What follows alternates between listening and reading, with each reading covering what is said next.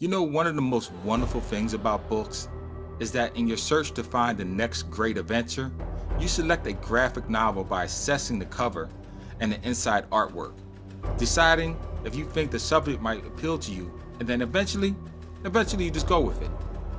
What takes you by surprise, though, is where the story takes you, making you care about topics you didn't have an interest in before. Topics you veered away from before because your prejudice told you that they weren't of interest to you. Well, here I am telling you that it's nice to know that even in my older years, it's nice to find out that I am wrong at times, and that there are still things I can learn about. With that said, I introduce you to DC's Deadman, Dark Mansion of Forbidden Love, a 3-issue limited series published in 2016. Now, if you are anything like me, you've heard of Deadman, maybe read a comic or two with him as a support character, or even seen him in the Justice League Unlimited episodes. But have you actually ever read any of his personal title comics? Well, I'm here to tell you, this one is the first one for me, and I'm glad I gave it a chance. The story starts out with two friends, Sam and Berenice, returning from an antique auction. They both arrive at Glencourt Manor, the new residence of Berenice and her boyfriend, Nathan Delamere. A sprawling estate Nathan has recently inherited from his deceased uncle. A mansion that we learn throughout the story that has a dark history of its own.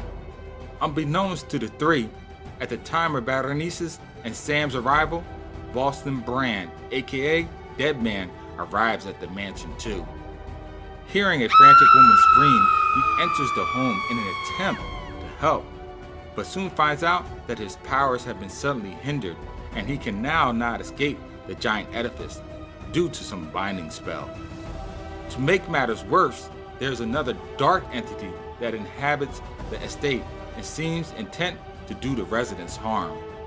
Can this pitch specter have been the cause of Nathan's uncle's death? Is the estate deaf to all those who enter it? Since the story has almost next to no action, it does well in holding your attention through suspense. Every page gives you more and more history of the home, while at the same time flushing out its characters, revealing hidden emotions and suppressed feelings. You learn a bit about Deadman himself as well. His powers to fly, phase through solid objects, possess people's bodies without them knowing it, and his ability to read their memories, experiencing their past as if it happened right there in front of him himself. The comic is a good horror mystery story, while at the same time touching on topics that are not often talked about in the cape and spandex world. I myself have always appreciated this layer method of storytelling. All this and the artwork throughout is well done as well, creating a well-rounded reading experience.